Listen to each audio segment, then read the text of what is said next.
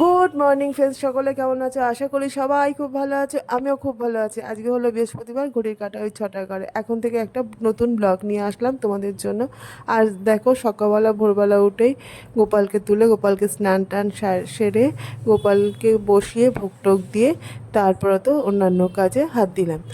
আর সকালবেলা গোপালের স্নানটা সারা থাকলে সুবিধাই হয়। তারপর তো এদিকে সবাই ঘুম থেকে উঠে পড়েছিল যথারীতি। বাসি বিছনাটাও তুলে ফেললাম।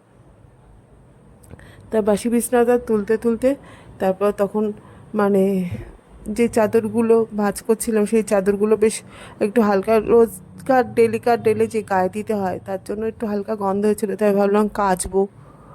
কাচা তো হলো না সেদিনকে, কারণ হচ্ছে আগেই অনেকগুলো মেশিনে ঢুকিয়েছি, সেগুলো তখনও পর্যন্ত কাচা কমপ্লিট হয়ে ওঠেনি। আর একদিনে অনেক কাচলে কী হয়, মেলার জায়গা ছোট, মেলা যায় না।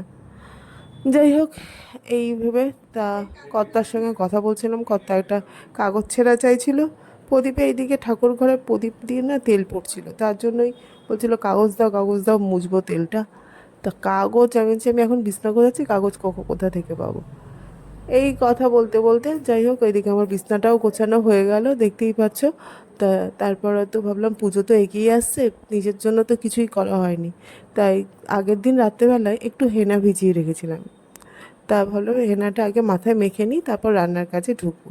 কারণ মাথায় মাখা থাকলে কী হয়, এদিকে আমার রান্নাটাও হয়ে যাবে, ওইদিকে আমার মাথাটাও মানে হেনাটাও শুকিয়ে যাবে। যার জন্য তাড়াতাড়ি করে আগে সকালবেলায় বিছনা টিছনাগুলো গুছিয়ে নিয়ে গোপালের সেবা তার আগেই দিয়েছি, দিয়ে টিয়ে নিয়ে নিজের কাজটা করে নিলাম, মানে ওই হেনাটা লাগিয়ে নিলাম আর কি।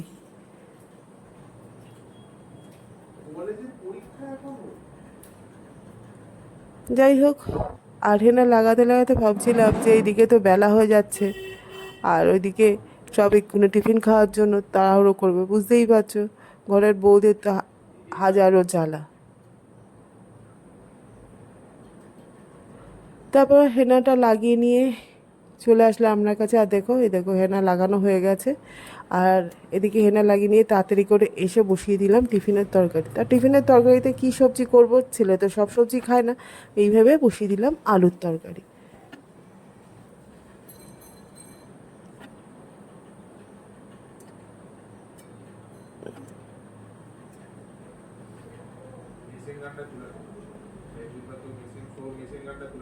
তা যাই হোক, আলুর তরকারিটা আমার মোটামুটি কষানো হয়েই গেছিলো। তারপর একটু জল দিয়ে দিলাম, দিয়ে ঢাকা চাপা দিয়ে এদিকে ফ্রিজে ভাবলাম আজকে কী রান্না করব। তখন মনে পড়লো, আরে ফ্রিজে তো মাংস রেখেছি, বেশ কদিন আগে কর্তা যে মাংস এনেছিলো তার মধ্যে থেকে কটা সলিড পিস তুলে রেখেছিলাম, দিয়ে একটু ভিজিয়ে মানে ভিনিগারে ভিজিয়ে রেখেছিলাম। আর এই দেখো, এই চিকেনটা, আর বেশ অনেক কটাই সলিড পিস ছিল মাংসের মধ্যে। তা যাই হোক, এটা করব বলে মানে ওই চিকেন পকোড়া করব। তারপর তো সবাইকে ব্রেকফাস্ট দিয়ে নিজেও একটু ব্রেকফাস্ট নিয়ে বসে গেলাম। তা ঘরে ছিল হচ্ছে পায়েস। তা ভাবলাম যে পায়েস দিয়ে আজকে মুড়ি খেয়ে নিই। তারপর যথারীতি চিকেনটা টুকরো করে কেটে নিয়ে চিকেনের দেখো একটা, যাই হোক একটা ওই রুটি দিয়ে খাওয়ার জন্য একটা মোটামুটি একটা রেসিপি বানিয়ে রাখলাম। দিয়ে তারপর স্নান টান সেরে চলে আসলাম। আর দেখো, আজকে যেহেতু হেনা করেছি সেহেতু মাথাটা ঘষতে পারিনি, চুলটা ভিজে। আর এখানে দেখো, নিজেরা পুজো তো চলেই আসলো, নিজেরা যেহেতু একটা হলেও তো নতুন বস্ত্র পরবো, তার জন্য মায়ের জন্য নতুন বস্ত্র কিনেছি, মা লক্ষ্মী আর এই যে হচ্ছে নারায়ণের জন্য। কেমন হয়েছে জানিও তোমরা, আমার মা লক্ষ্মীর ড্রেসটা আর আমার নারায়ণের ড্রেসটা।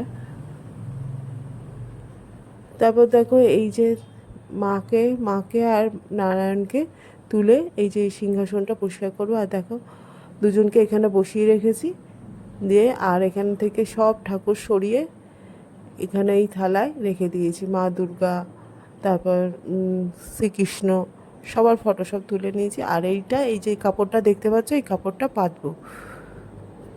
আর এখানে দেখো, আমার মা লক্ষ্মীকে আর নারায়ণকে পরিষ্কার করা হয়ে গেছে যথারীতি, দিয়ে নতুন বস্ত্র পরিয়ে আমি সব ঠাকুরকে নতুন মানে কাঁচা কাপড় পেতে সব ঠাকুরকে বসিয়েও দিয়েছি। আর আজকে ছিল যেহেতু বৃহস্পতিবার, তার জন্য দেখো ঘটে একটা পদ্ম দিয়ে মাকে ঘরটাও স্থাপন করে দিলাম। তাহলে দেখতেই পেলে সারাদিনের কর্মকাণ্ড। তাহলে চলো ব্লগটা এই পর্যন্তই। আর সবাই খুব ভালোভাবে পুজো কাটিও, সবাই খুব ভালো থেকো, পুজোতে সবাই খুব আনন্দ করো। তাহলে আসি, টাটা।